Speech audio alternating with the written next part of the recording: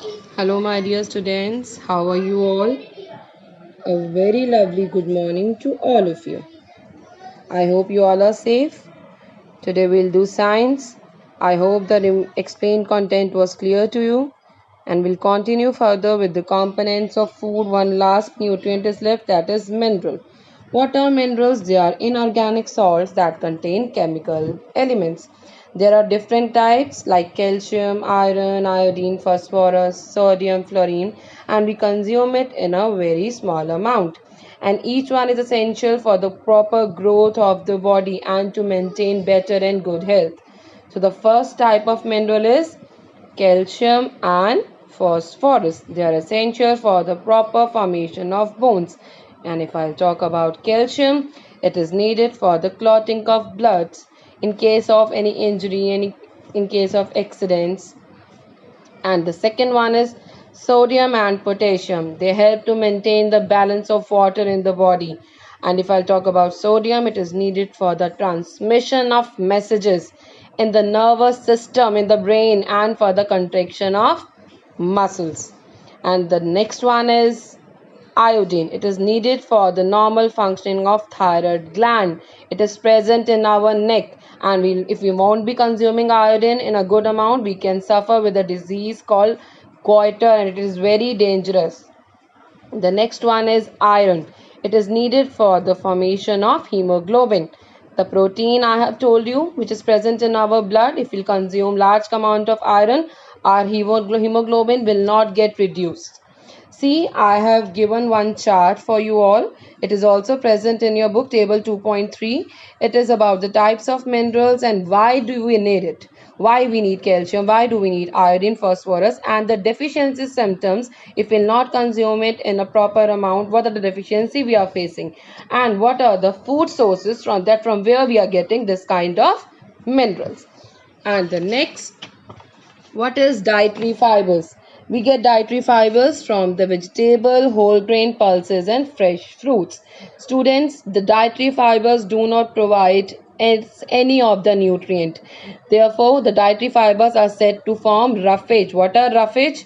The raw food we consume, which contains water content like cucumber, carrot, radish, and these are the dietary fibers. Okay, what is roughage?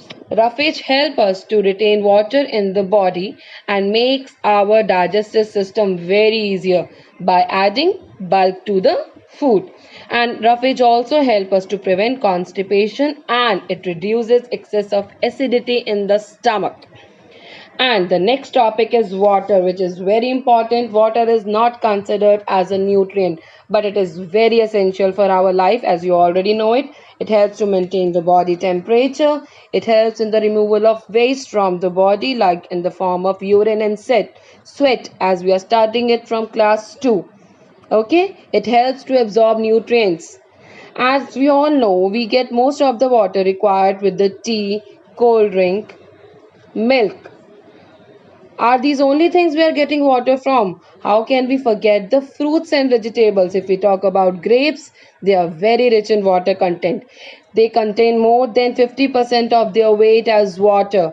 And if I'll talk about the next fruit, watermelon is the richest in water content. That's why most of the people in summer consume watermelon the most to save themselves from the dehydration. See, excessive loss of water from body causes dehydration, and due to dehydration our blood becomes thicker and causes severe pains and cramps.